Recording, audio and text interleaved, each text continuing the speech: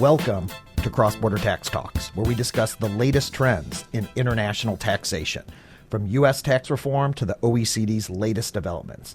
I'm Doug McHoney, PwC's U.S. International Tax Services leader. You can find me on Twitter at XBorderTax.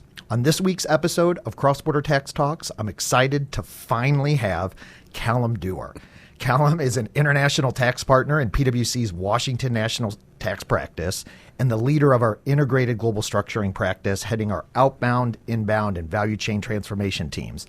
Calum spent the first 20-plus years of his career working in the UK and has a very unique perspective on today's topic, which is BEPS 2.0. Calum, welcome to the podcast.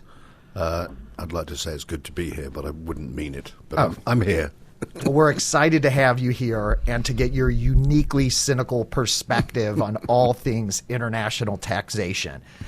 So we've talked about on a number of podcasts leading up to this one, BEPS 2.0. Mm-hmm. But before we dive into BEPS 2.0, as I've been looking around, BEPS 1.0 isn't even fully implemented. We have our 15 action items. We'll talk about digital, which is action item 1. But maybe can you just start with what is the landscape today on BEPS 1.0? We have the multilateral instrument. We've got ATAD 1. We're waiting for ATAD 2. But just give listeners some perspective on really what was BEPS 1.0 and where are we in the process? So I think, if you look at BEPS 1.0, there were a number of action items. Some of them were specifically transfer pricing related, action items 8 through 10. And I think the OECD sort of completed their work on that with updated OECD guidelines. They may not have been fully consensus, they may not have been fully developed, but I think as far as the OECD is concerned, that work is complete. And then it's over to the relevant jurisdictions to adopt those guidelines in how they address transfer pricing. And that has been a mixed bag around the world. I mean, some people haven't really caught up with the previous OECD work on transfer pricing and the AOA and et cetera, et cetera. So not surprising there's a lag on that.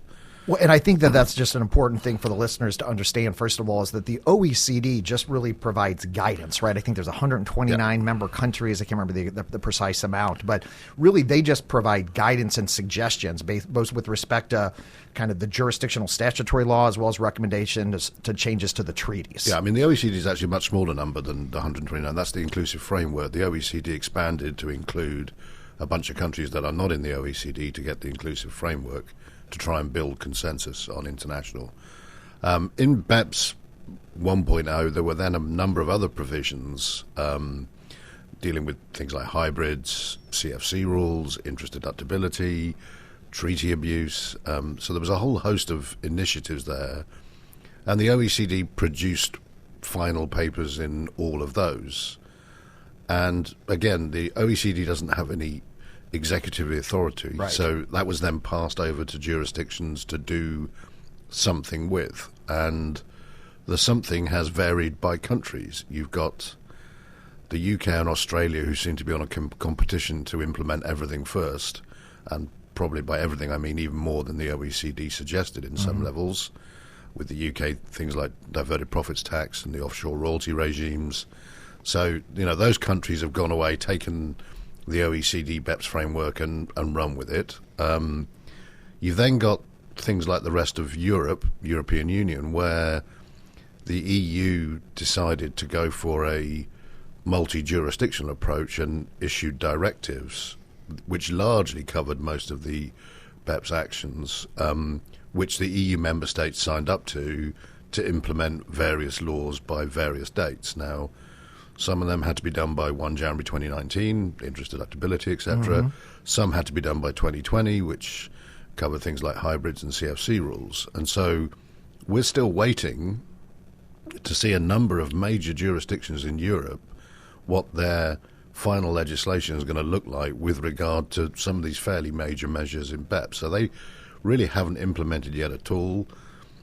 Most of the rest of the world is a long way behind that. So you look at Asia, there's not really been much activity there on hybrids and CFCs and things like that.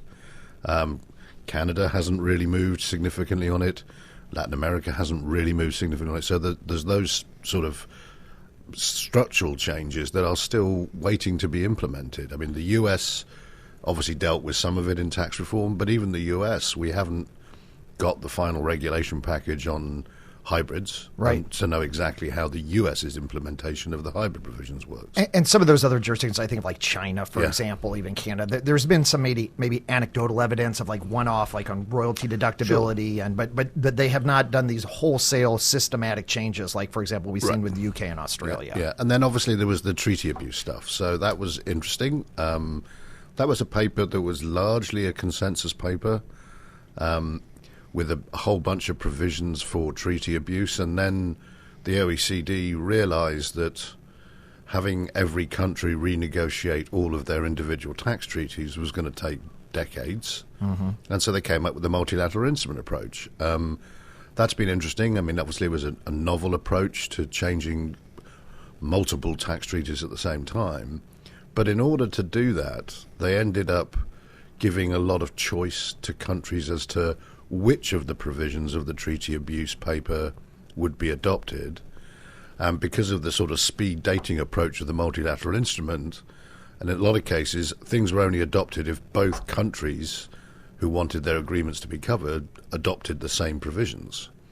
And so we've seen quite a lot of stepping back from the treaty abuse recommendations. For example, there were wholesale changes to the permanent establishment provisions proposed in the treaty abuse paper, but the vast majority of the countries that have signed up for the multilateral instrument have not adopted those changes to permanent establishment. So that those things have sort of been left on the shelf at the moment. Most of them have adopted into limitation on benefits and this principal purpose test. We've talked about that on the podcast. Which were required in order to be part of the MLI, to be honest. So they weren't really a choice. You had to do them. Right. So and even the MLI, of course, hasn't largely come into effect yet.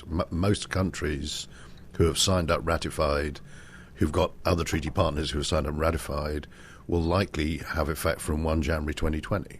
So we're still some way away from seeing the impact of the MLI from BEPS 1.0. So there's a whole host of stuff that's in BEPS 1.0 that either hasn't been implemented or is only partially implemented at the moment. So the notion that BEPS 1.0 was completed and didn't fix everything is a little surreal because it hasn't actually been implemented yet. Well, that's what's been surprising to me, particularly being very focused on the U.S. side, and particularly 267 Cap A. And, I kind of thought that the U.S. wasn't signing up for the anti-hybrid initiative or wasn't sure, right? And then obviously we got 267 Cap A, which gave great authority to Treasury to draft the rules. And I think many of us were taken aback by the breadth of some of those regulations, although the statute gave very, very broad authority to Treasury. And then to your point on the EU, I've frankly been very surprised that we haven't even seen some of these proposed rules from some of the major trading jurisdictions in Europe, and those are going to be effective January 1st, 2020. And so if they're in compliance with the directive, they have to be. Right. And presumably they want to try to be in compliance, although I'm still not entirely clear what happens if they're not in compliance, and that process can take some time. You don't want to have that discussion on this podcast. Right. We'll be here for days. Right. And with the procedural elements of that. But so when the OECD got together, within the last few months, then there's been this new, what we've been referring to as BEPS 2.0. I'm not sure if they've necessarily been referring to as BEPS 2.0, but I think it really started, maybe before we dive into the BEPS 2.0, with Action Item 1, which was really digital tax and how to tax some of these companies that are in the new economy, if you will. And there was so much focus on action items 2 through 14, as you already mentioned, from the anti-hybrid stuff, the transfer pricing, the multilateral instrument. But they're just, I don't think anybody really could figure out or the digital stuff. But yet we've seen some jurisdictions take unilateral approaches, including the UK, as you mentioned. France has recently been in the news. But maybe before we get into BEPS 2.0, what's happened with BEPS 1.0 and the digital tax, and what's the state of the law today? Well, so, I think, action item 1 of the BEPS 1.0 was the digital, and the conclusion of that paper, massively paraphrasing a fairly lengthy document, was we don't think we need separate rules for a digital economy because the entire economy is digitalized. Let's see if all the other action items, 2 through 15, solve the problem.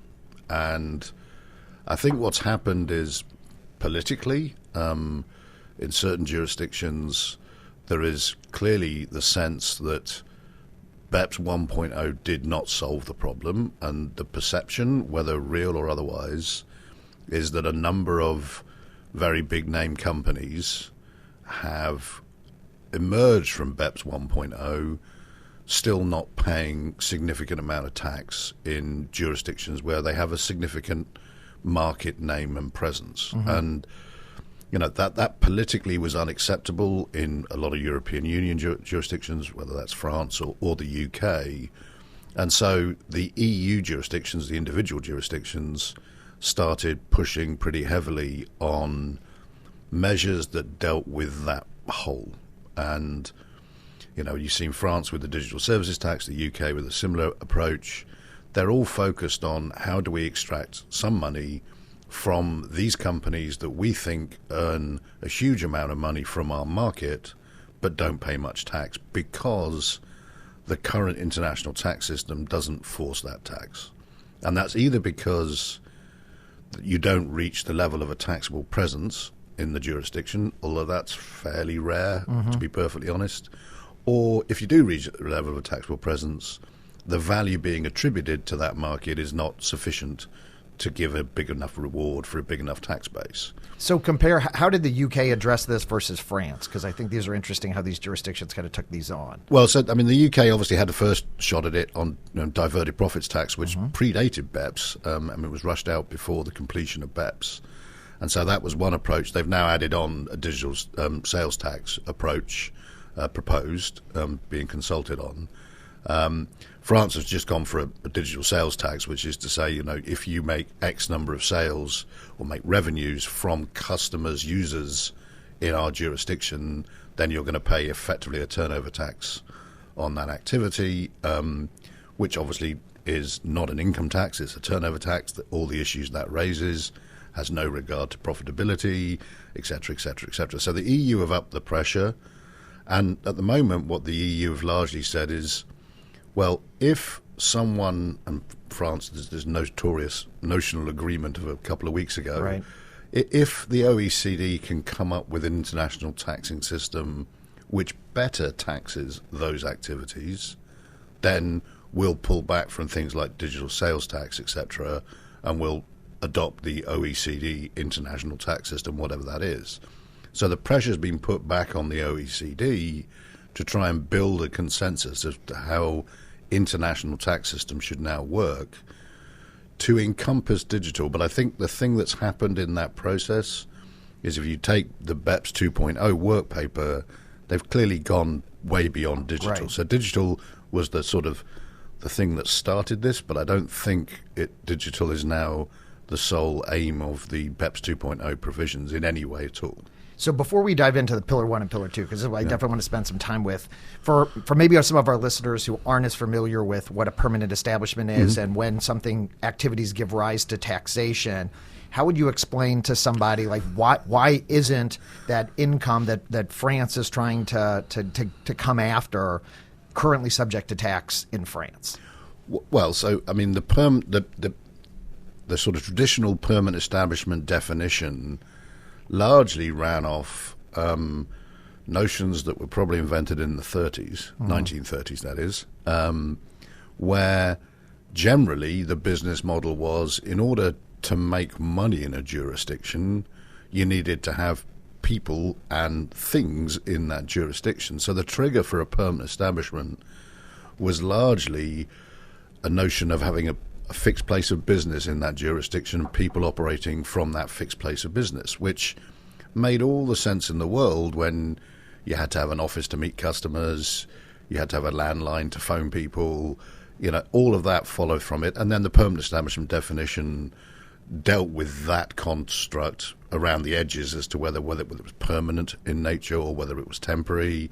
There were breaks for things like construction projects that only went on for a certain period of time.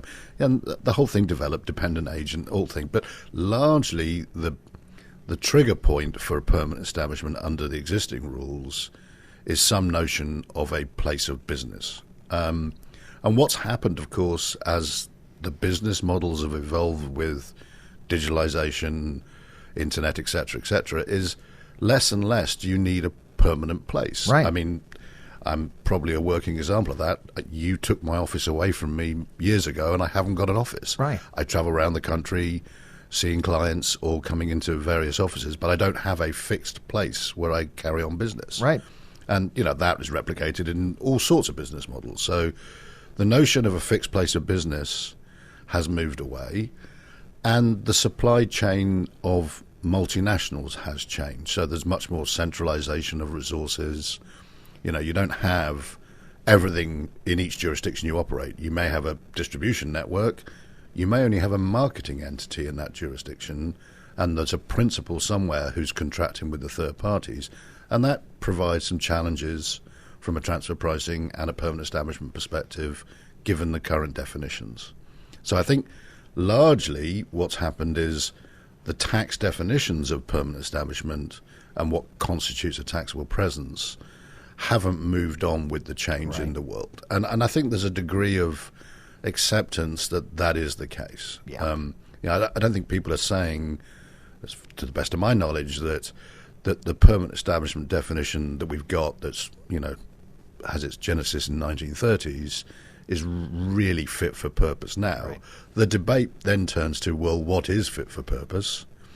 And having a permanent establishment doesn't necessarily solve the problem, because you've then got to determine how much profit is attributable to that activity. And that's the second part of the BEPS 2.0 work. So there's one part around, if you haven't got a taxable presence, how do we define taxable presence?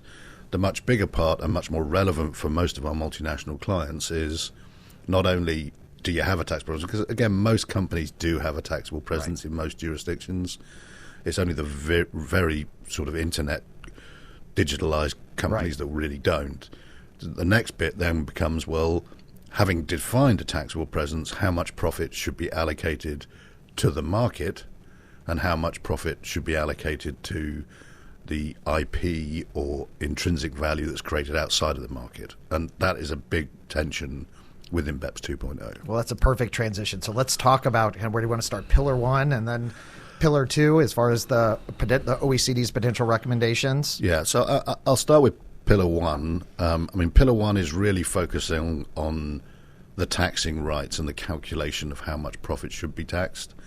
It's very transfer pricing orientated. I'm not a transfer pricing guy, so apologies to anyone listening to this podcast if I use the wrong words. But largely what they're looking at is, A, have we got the right definition of what a taxable presence is? So there's proposals in there for a new nexus, new definition of what constitutes a permanent establishment, and that will move from a fixed place of business or a physical presence to a notional presence, a digital presence, or whatever it is. So that's one element to it. And then the other bit is dealing with how do you allocate the profits. And at the moment, Pillar 1 has sort of three alternative approaches. One is looking at sort of a residual profit split approach. So what it's trying to do is say the group makes a whole bunch of profit. Some of that is non-routine. Some of that's routine. We want to allocate the non-routine a bit more to the market jurisdictions to reflect that the market has more value. And there's a lot of detail in there and a huge amount of debate as to how you do that. But that's largely one proposal. And to that point, before we get to the other proposal, this will impact companies in any industry. Yeah, I don't think that is in any meaningful way limited to digital. I think the Nexus stuff is much more focused on the true digital, saying when you've got a permanent establishment. Once you've gone beyond that, I think this other stuff around what the market is worth, what the distribution chain is worth, I think is relevant to multiple industries. It's not a digital provision at all. The second approach is to say, well, we'll just make it simple and we'll do a fractional apportionment. You can debate how you do that, what fraction, what criteria you use to define the fraction, but largely it's just saying, let's find a way to split the profits without taking out non-routine and routine, and just fractionally split the profits by some criteria. That will be difficult because I think, some companies may be winners on that, some companies will be losers under that until you find the right criteria for defining the fraction. Right. And some countries could be winners, some countries could be losers. And that's going to be true across all of this. So getting consensus for the OECD, and this is going to be very, very difficult because countries will be coming to this from a very different perspective, depending on what their economy is like. And we've already seen like this happen in the tax world. Like if you think about from the state perspective, right. and just, obviously neither of us are state and local tax experts, right. but we have enough experience to know that each state, right, has its own apportionment factors. And I mean, it's just, it's kind of the Wild West as far as with respect to how they're trying to allocate those taxing rights. Yeah, and to be fair, built within the OECD proposals is very clear that there would have to be provisions put in place to avoid the occurrence of double taxation. So, if country X claims taxing rights, then country Y is going to have to agree to that somehow, some mutual agreement procedure.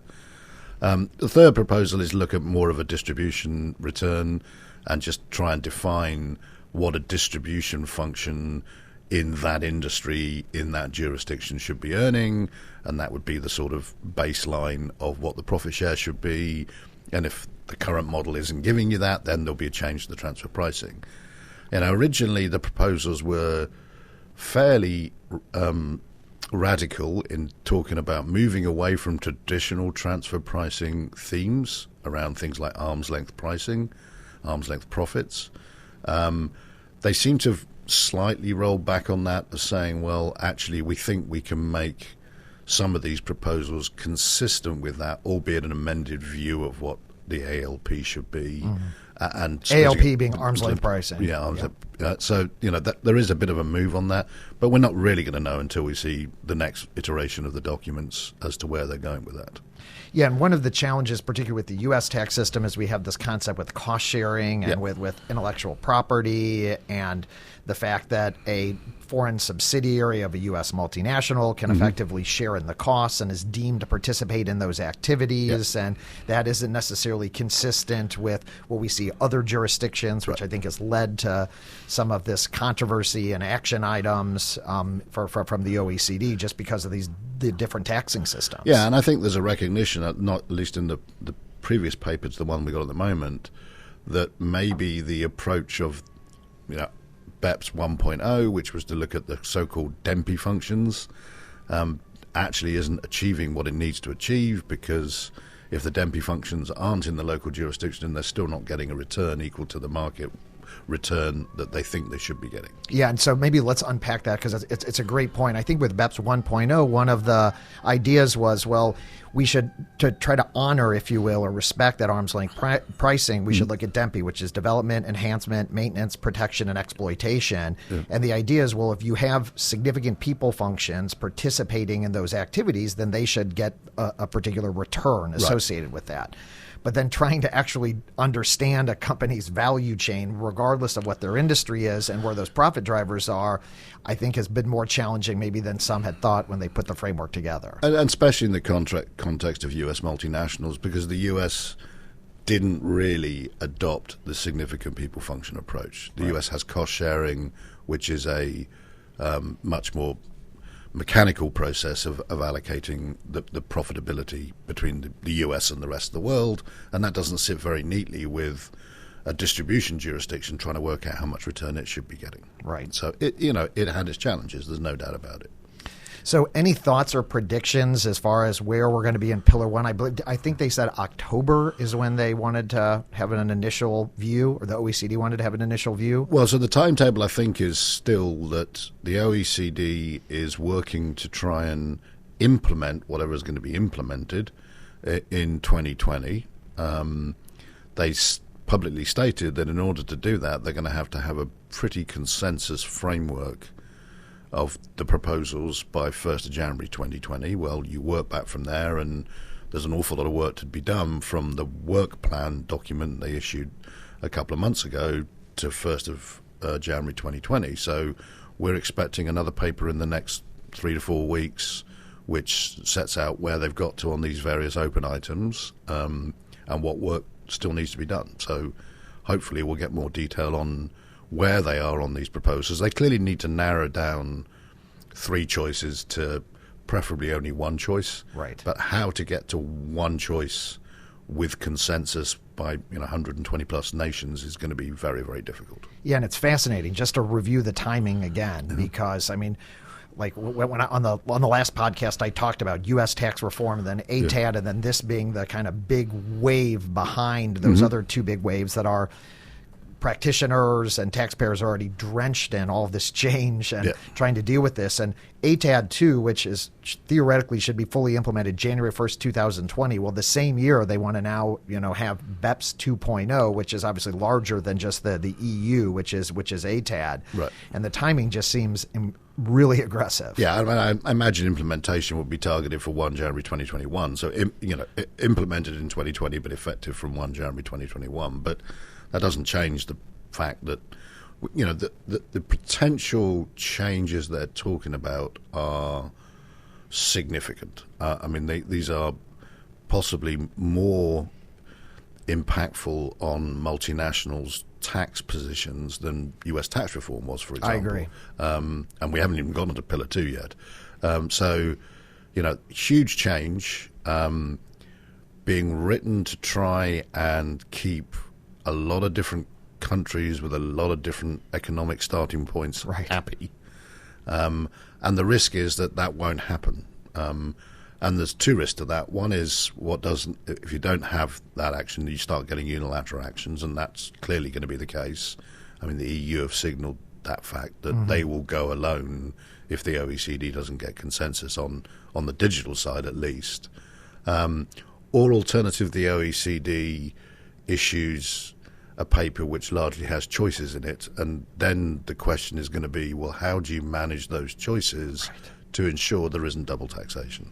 Because the OECD are very open about it. They say, we don't want countries to incur double taxation. We absolutely believe there should be a way of managing that double taxation. But if you end up with different choices being exercised by different countries, it's very hard to police that double taxation. Right. So speaking of double tax, let's move into Pillar 2. Right. What is Pillar 2? And I understand the U.S. has been leading the way in this one, arguably. Well, I'm not sure the U.S. led the way. I think the U.S.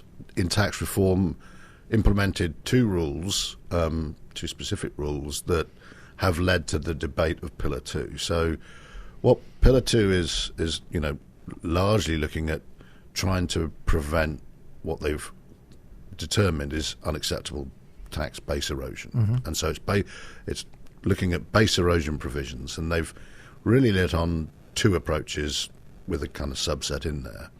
And the two approaches is that there should be a minimum tax that is suffered by multinationals irrespective of where they're headquartered. And so that's looking at saying, well, if I've got a multinational parented out of jurisdiction X, and I look around the world and it's operating in multiple jurisdictions, and some of those profits aren't suffering a minimum tax, then there should be some form of top-up tax imposed on those low-tax profits. And that largely has its genesis in GILTI. Right. It may have come at it from very different ways, and, the various countries that are pushing for this may have said they had their own ideas first, but whatever, it really does look and feel like a version of GILTI. The challenge with it is GILTI is a construct that, I say works very well, maybe overstating it, but at least is fits in with the U.S. tax system being a foreign tax credit system. Right. Whereas the rest of the world really don't have foreign tax credit systems anymore. Largely their participation exemption. When they went territorial, they really went territorial as opposed to the U.S. approach.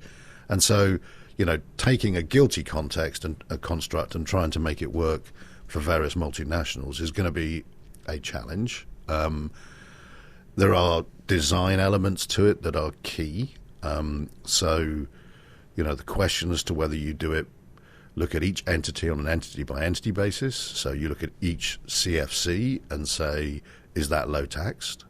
Or you look at it on a jurisdictional basis and say, well, in that jurisdiction, am I low taxed? Or do you look at it on an aggregate basis? Now, clearly the US chose aggregate for the purposes of GILTI. I'm not sure that necessarily would be followed by everyone else, who may be more focused on trying to you make sure each dollar of low tax profit is properly taxed, and an aggregate approach doesn't necessarily achieve that. You've then got design elements around what is the appropriate minimum level of tax, and that gets into some really interesting debates, because if you're going to get consensus, you have to get the EU to play, and the EU has to operate within the fundamental freedoms established by the EU, freedom of establishment, free movement of capital, etc. So that provides its own tension into the system.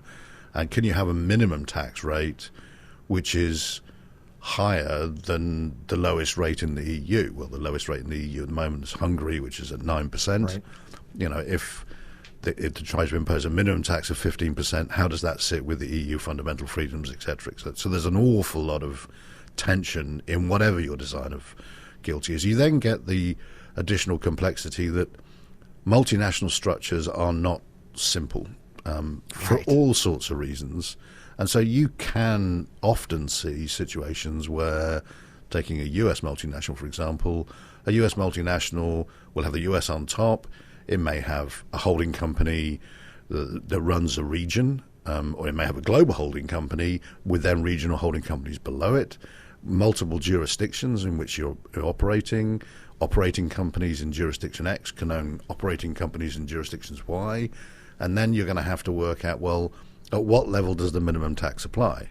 If it applies from the bottom up, you hit your first holding company, you may get an imposition with a minimum tax. What happens at the next level up? Do they then say, well, because that jurisdiction taxed it, I'm okay?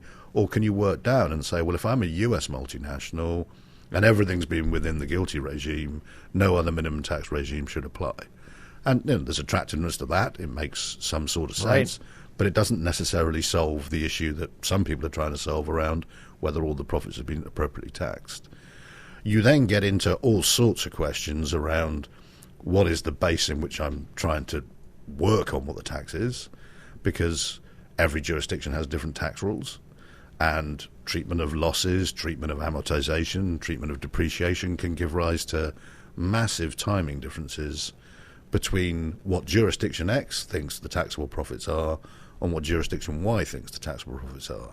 And it would be unfortunate if we ended up with a regime that didn't take account of those timing differences and started imposing taxes on a per year basis by reference to results that we're going to reverse over time. So the design elements of how you deal with losses, timing differences, base differences, they're very, very complicated. Right, and some listeners may say, well, then just eliminate the holding companies, right? And but the practical point is like oftentimes we'll just go back to your U.S. multinational. Maybe they go and acquire a French multinational. Well, by definition, then that French company owns all of these other foreign subsidiaries, and even if it wasn't a quote-unquote holding company, it still holds all of these different subsidiaries. Right. And we see this throughout, whether it's foreign-based non-U.S. based multinationals, U.S.-based multinational, these structures get built because maybe one particular jurisdiction has a bunch of cash and it invests in another jurisdiction. And so these tiers of entities is very, very common, frankly, even outside of in financial services and all different types of industries. And often in the financial services area, often you're looking for a collective investment vehicle. You've got to come in through somewhere. You've got to get your collective investment through somewhere. That's right. So there's a whole host of reasons why intermediate holding companies exist, and the notion that they're all there for bad purposes is just not true. So then you're going to have to deal with if they're not there for bad purposes, can you take them out without a significant tax cost or other commercial implications? And that's going to be very hard to manage. So talk about like some of the practical implication of actually trying to implement this across these jurisdictions. Is this going to be kind of the MLI 2.0? I mean, how do countries respect particularly anti-discrimination clauses and just all the various issues that we could think of from a treaty perspective? So, in the working paper, there's already a recognition that treaties may have to be amended through an MLI provision to deal with this, and also the second part of Pillar 2, which is the anti-base erosion payments. And that is also recognised that treaties may well have to be amended to take account of that. And we'll be interested to see how that works. The MLI took a fair amount of time to do and really didn't actually change anywhere near as much as I think had been anticipated under the treaty abuse paper. All the permanent establishment stuff that was written into the treaty abuse paper and was largely consensus language. Hardly any countries have adopted that in changing their treaty under the existing MLI. So when you start getting more extreme than that, it's going to be hard for people to do. The second element of Pillar 2 is a sort of dealing with a different approach. So rather than saying every dollar should be mopped up at the head office or the parent company level with a minimum level of taxation, this is a different approach than saying, well, I'll start at the bottom and I'll look at whether deductible payments are going out of my jurisdiction and are not being appropriately taxed somewhere. And if you take that approach, you can deny deductions, or you can look at whether the withholding taxes should be imposed, or whether treaties should be denied to impose the withholding taxes. There are various measures you can look at in there. But that's looking at it from the bottom up. And clearly, which one happens first is going to be pretty important, because what you don't want is denial of deductions in jurisdiction X, and then suddenly the recipient of that is now getting those profits picked up under a minimum tax regime as well. That is double taxation. Absolutely. And so I think there's going to be a bit of a push-pull as to, where is the starting point on the tax base that is being eroded that requires Pillar 2. Because Pillar 2 is started from the presumption there is a tax base being eroded. And so the question then becomes, whose tax base is it? And the answers to some of those questions define whether you go the anti-base erosion deductible payments provisions first, or whether you go for a minimum tax top-up first, and or some combination of both. Well, so some difficult policy issues there, more than anything else. Huge policy issues. So, maybe in closing here, want to get your prediction. Now, I do want to remind listeners that I think you and I have a woeful record of potential predictions, including the U.S. presidency, including U.S. tax reform, including all 28 member states adopting ATAD. To be clear, we thought none of that would happen, and it all has. So with that background, where is this heading, Calum? What's your prediction for both kind of Pillar 1, Pillar 2? What are we going to see with BEPS 2.0? I think Pillar 1 is likely to end up with something of a meaningful consensus on some basis. I think it's going to be interesting to see how they deal with the different industries' footprints, etc. But I think there's largely an acceptance that the traditional transfer pricing and permanent establishment models need to be tweaked for the modern business world. And so I think there's some degree that's going to have to be accepted.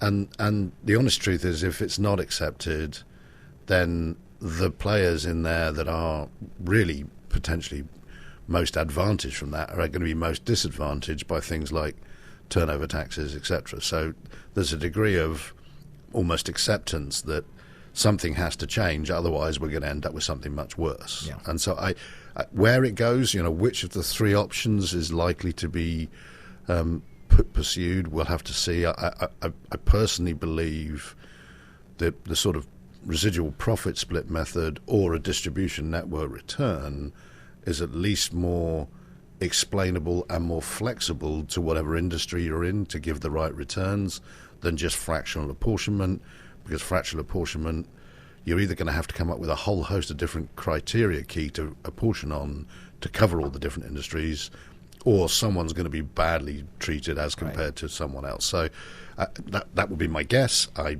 don't know where my transfer pricing colleagues are on this. I'm sure they'll tell me I was a complete idiot, but that's fine. Yes. That's my guess. Pillar 2, I think, is more interesting. There's aspects to Pillar 2 that could go any way. I think, there's quite a push on Pillar 2. Obviously, the US, I think, is participating actively in BEPS 2.0, the US Treasury. I'm sure the US is coming at it from, well, we've got GILTI and we've got BEAT. We've solved Pillar 2 from our perspective. Having said that, I'm not sure that necessarily the US wants the rest of the world to adopt BEAT in the format that the US have done, and or GILTI in the format that the US have done. So there's some tension there as well as to where that plays out. It's going to be much harder, I think, to get consensus on Pillar 2 not least because you've got to decide whether you are protecting the tax base of the source countries or just ensuring that multinationals pay an appropriate level of tax. And then you've got to agree what is an appropriate level of tax. And then you've got to define what falls without those parameters and, do things like FDII regimes or patent box regimes or anything like that, which are recognized incentives, some of them signed off by the OECD as not harmful tax practices. Are they appropriate levels of tax? And all that debate will have to happen and play out and somehow reach consensus. And my fear is I don't know that will happen. Right. All within the next 15 months, potentially. Well, I think there's a degree of leeway in that timetable because I suspect the OECD would declare victory if they got Pillar 1 implemented to avoid other unilateral actions and accept that Pillar 2 might take a little bit longer. That's my own guess. I think they would declare some level of victory at that. I am done discounting the ambitions of the OECDs and the abilities of these multiple jurisdictions to actually implement these rules. So we'll have to leave it at that. Thanks for tuning in to this week's episode of Cross-Border Tax Talks. Thank you, Calum Dewar, PwC's Integrated Global Structuring Leader. I'm Doug McHoney, PwC's International Tax Services Leader. Stay tuned in 2 weeks for another exciting edition of Cross-Border Tax Talks.